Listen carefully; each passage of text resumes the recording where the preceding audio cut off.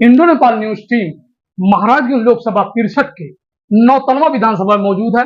हमारे साथ बातचीत करने के लिए पूर्व जिला पंचायत सदस्य एवं अल्पसंख्यक मोर्चा के जिला अध्यक्ष महाराजगंज वसीम खान जी हैं। हम उनसे जानेंगे किस तरह की बैठक हुई थी और उस बैठक में अल्पसंख्यक समुदाय के नौतनवा विधानसभा के बड़ी संख्या में लोग उपस्थित थे। क्या कुछ था वसीम खान के संबंध में बता देंगे। बहुत बहुत धन्यवाद भाई गुड्डू जी और आपके दर्शकों को, इंडो नेपाल न्यूज के सभी दर्शकों को हमारा बहुत बहुत नमस्कार और प्यार। तो अल्पसंख्यकों के मन को टटोलने का प्रयास कर रहे हैं, क्योंकि इस चुनाव में दो दल मेन चुनाव लड़ रहे हैं और दोनों दल अल्पसंख्यकों से दूरी बना करके चल रहे हैं। बीजेपी का तो समझ में आता है, लेकिन इंडिया गठबंधन का ये रोल समझ में यहां पर नहीं आ रहा। उसी सब को लेकर के ये चौथी बैठक हमारी अल्पसंख्यकों से रिलेटेड लोगों से है। पहली मैंने आवाम को बुला करके बात की थी, तमाम अलग अलग गांव के। दूसरी मैंने जागरूक लोगों की, एक बार वीरेंद्र चौधरी के आने का प्रोग्राम था, वो नहीं आए, तब बुलाई थी। तीसरी बैठक मैंने आलिमों की बुलाई थी, कार्यकर्ताओं की बुलाई थी अपने संबंधित। और कल जो बैठक हम लोगों ने मेगा बैठक किया, वो बैठक अल्पसंख्यक समुदाय के तेज तर्रार लोग, क्षेत्र के जनता की प्रतिनिधि करने वाले लोग, जो कभी ना कभी या अभी किसी ना किसी निर्वाचित पद पर मौजूद है, ऐसे लोगों की हम लोगों ने बैठक बुलाई। नेताजी, एक बात समझ में नहीं आई, आखिर बार बार ये बैठक बुलाने की आवश्यकता क्या पड़ रही है? क्या कुछ ऐसा? बैठक, देखिए आपकी बात सही है, ये माहौल नहीं है आज का कि हमको इस तरह की बैठक करनी पड़े। हम लोग भी मजबूरी में इस तरह की बैठक कर रहे हैं, क्योंकि मुझे शिकायत है अपने प्रत्याशी से और कौम को भी शिकायत है। तो मुझे लगा कि कहीं ऐसा तो नहीं कि सिर्फ हम ही को शिकायत है। नहीं, किस प्रत्याशी से? प्रत्याशी आप किसको मान रहे हैं? अरे भाई, बट नेचुरल है, मैं कांग्रेस का पूर्व जिला पंचायत सदस्य रहा, जो पूर्व जिला अध्यक्ष रहा अल्पसंख्यक मोर्चे का कांग्रेस में। पिछले 2002 से मैं लगभग 22 साल से कांग्रेस में मैंने अपना समय बिताया है। तो इंडिया गठबंधन की ही मैं बात कर रहा हूँ। तो शिकायत हमारी, मुझे लगा कि कहीं शिकायत मेरी ही तो नहीं है। तो मैंने पहले फोन से जितनी मेरी जानकारी, जितने लोगों के कांटेक्ट है, श्यामदेरुआ के, मतलब जो पनियरा हो गया है, उसके 42 गांव से लेकर के महाराजगंज के गबड़ुआ से लगाए नौतनवा विधानसभा के 12 गांव, 42 गांव, मैंने तमाम मुस्लिम इलाकों में जा करके फोन कर करके लोगों से मैंने पूछा, पता किया उन लोगों से जो जनता में कुछ असर रखते हैं कि क्या हो रहा है, आप तुमको कोई कांटेक्ट कर रहा है या नहीं कर रहा है। लेकिन अफसोस है कि वहां किसी को कोई पूछ नहीं रहा। तो अब मान लीजिए आप अल्पसंख्यक समुदाय के लोगों को पूछा नहीं जा रहा है, तो क्या कुछ करेंगे आप? देखिए, नहीं पूछने का कारण क्या है ये तो मैं नहीं जानता, लेकिन एक चीज तो दिखाई दे रही है कि अल्पसंख्यक समुदाय पूरे देश में, खास करके उत्तर प्रदेश में, आंख बंद करके गठबंधन प्रत्याशी को वोट कर रहा है। तो हमारा कहीं गठबंधन प्रत्याशी का विरोध नहीं है, हमारी नाराजगी है। जो हम इंडिया गठबंधन प्रत्याशी को, कल की जो बैठक थी, वो उस बैठक में कई अच्छे अच्छे लोग, परेंदा विधानसभा तक के लोग हमारे वहां आए थे बैठक, और उनका ये कहना था कि पूछा नहीं जा रहा है। तो ये नाराजगी, और नाराजगी देखिए अपनों से होती है। हमको पंकज चौधरी जी से शिकायत क्यों नहीं है? वो भी तो नहीं पूछ रहे हमको, लेकिन हमको उनसे कोई शिकायत नहीं है, क्योंकि वो पूछेंगे भी तो हम वहां नहीं जाने वाले।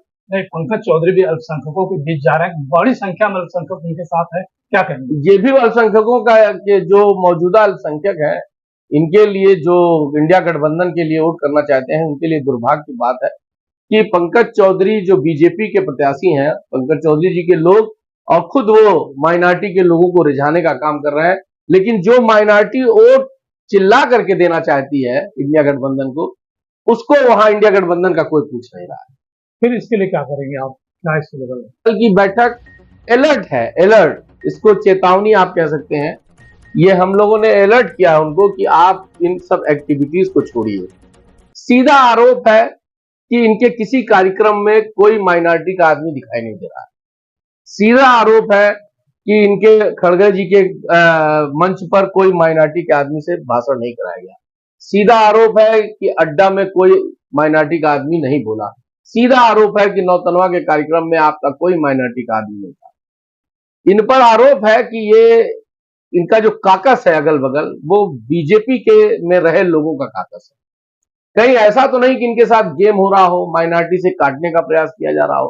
हालांकि हम लोग अलर्ट हैं, हम लोग इंडिया गठबंधन के प्रत्याशी से नहीं, हम लोग तो पार्टी से जुड़े लोग हैं, तो हम तो अलर्ट हैं, हम पार्टी के साथ हैं, पार्टी के लिए वोट करेंगे।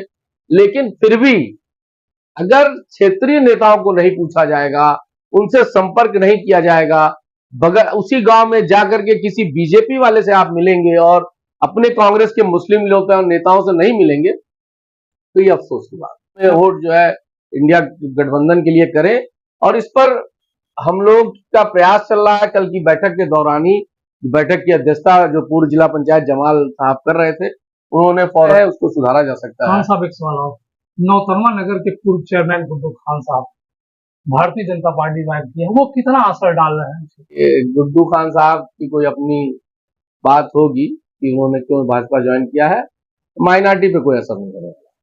मैं तो मुझे जो जानकारी है वो तो ये है कि जो उनके साथ जिन लोगों ने ज्वाइन किया है वो भी बीजेपी वोट नहीं करने जा रहे। वो माइनॉरिटी का नेता कह रहे हैं अपने आप को, इसके साथ ही वो बड़ी संख्या में कह रहे हैं कि मुसलमान हमारे साथ हैं। ऐसे में वो कितना प्रभाव डाल पाएंगे, भाजपा को कितना लाभ दे सकते हैं? देखिए ऐसा है कि माइनॉरिटी के नेता वो माइनॉरिटी में है ये तो मालूम है, लेकिन जो माइनॉरिटी का जो नेता होगा गुड्डू भाई, वो भाजपा में नहीं होगा, और जो भाजपा में माइनॉरिटी होगा वो माइनॉरिटी का नेता नहीं। ये बहुत स्पष्ट है, इसमें कोई लाग लपेट नहीं है। तो अगर वो इस गलतफहमी में जी रहे हैं तो ये उनकी खुशफहमी है, ऐसा कुछ होने जा रहा नहीं है। तो ये माना जाए कि माइनॉरिटी भाजपा के साथ नहीं है। 100% माइनॉरिटी नहीं देगी वोट। क्यों देगी? कोई वजह नहीं है माइनॉरिटी का वोट देने का, कोई वजह नहीं है। खुल्लम खुल्ला मंचों से माइनॉरिटी को गाली दी जा रही है, तुम्हारा मंगलसूत्र छीन लेंगे, तुम्हारा पैसा इनको दे देंगे, उनको दे देंगे, दे देंगे, उतना कुछ नहीं है। हम सब एक सवाल हो, भारतीय जनता पार्टी ने माइनॉरिटी के लिए बहुत कुछ किया है, चाहे आवास हो, चाहे इस पे ये कितना प्रभाव डाल रहा है? नहीं नहीं नहीं, आपका ये सवाल माइनॉरिटी के लिए नहीं है। माइनॉरिटी के लिए ये योजना नहीं थी, ये योजना पूरे देश के लोगों के लिए, और माइनॉरिटी भी इस देश के वासी हैं, तो उन्होंने उस योजना के तहत उसका लाभ लिया है। कोई भी सरकारें योजना चलाती हैं, अभी अखिलेश यादव की सरकार ने समाजवादी पेंशन योजना चलाई थी, और वो कन्या विद्याधन, तो उसमें सब भाजपा के संबंधित लोगों ने भी लिया होगा। ऐसा तो नहीं है कि उन्होंने नहीं लिया हो, सबने लिया होगा। भारतीय जनता पार्टी ने भेदभाव नहीं किया, कभी मैंने हिंदू मुस्लिम की बात नहीं की, नहीं, और सब कुछ नहीं नहीं, भेदभाव बहुत किया है, ऐसा कुछ नहीं है। मदरसे बंद कराए, स्कूलों की नौकरियां लेने का प्रयास किया, तमाम जो टेंडरी थी कानपुर में जिसको माइनॉरिटी लोग चलाते थे वो बंद हुई है। बहुत भेदभाव हुआ है। रहा सवाल योजना में भेदभाव, तो योजना देशवासियों के लिए होती है। तो अभी ये स्थिति नहीं आई है कि आप मुसलमानों को देश का वासी ना समझे। तो अगर हम देश के वासी हैं तो हमने उसका लाभ लिया। क्षेत्र से तमाम लोग आए थे, क्या क्या रुझान चल रहा है क्षेत्र में? क्षेत्र में देखिए, नाराजगी हमारी अपनी जगह, लेकिन ये आंधी 2009 में जो स्थिति थी, इस बार 2024 में वो स्थिति, अंडर करंट तो है ही है गठबंधन का, लेकिन वर्तमान सांसद से लोगों की नाराजगी, जिसका सीधा लाभ हमारे पार्टी के प्रत्याशी को मिल रहा है, और आप देखेंगे अप्रत्याशित परिणाम आपको दिखाई देगा। जनता से क्या अपील करना? जनता से अपील करना है, परिवर्तन लाइए। परिवर्तन के नाम पर आपने यहाँ चेयरमैन बदल दिया, परिवर्तन के नाम पे प्रमुख बदल दिया, विधायक बदल दिया, तो इनको भी एक बार बदल के देखिए। सीमावर्ती क्षेत्र में मतदान की प्रतिशत काफी कम होता है, इसके लिए मतदाता जागरूकता के लिए क्या करना चाहिए? मतदाताओं से तो मेरी अपील है, और सरकार से भी अपील है कि कुछ ऐसा सिस्टम करें, उसका कोई ऐसा तोड़ निकाले कि मतदान 100% हो। तो उसके लिए आज अभी तो ये हम लोग बहुत पीछे हैं इस सब टेक्नोलॉजी में, लेकिन हम लोगों से ये अपील करना चाहते हैं कि वोट के दिन हर हाल में वोट देने निकले। जो नहीं चल पा रहे हैं उनको नौजवान लेके जाए। सरकार ने 80+ के लोगों के लिए घर से मतदान की व्यवस्था की है, उसका उपयोग करें। और आने वाले समय में आप देखेंगे जैसे विदेशों में होता है, मोबाइल से ही वोट पड़ जाता है। ऐसी कुछ व्यवस्था करनी चाहिए कि कहीं जाना ना पड़े और तब वोट का प्रतिशत अपने आप बढ़ जाए। और कुछ हमारे साथ बातचीत कर रहे थे वसीम खान, अल्पसंख्यक मोर्चा के पूर्व जिला अध्यक्ष हैं। आपने सुना कि इन्होंने किस तरह से कहा कि परिवर्तन की आंधी चल रही है और इस आंधी में बहुत अप्रत्याशित परिणाम आने की संभावना है। मैं गुड्डू जायसवाल, इंडो नेपाल न्यूज, महाराजगंज।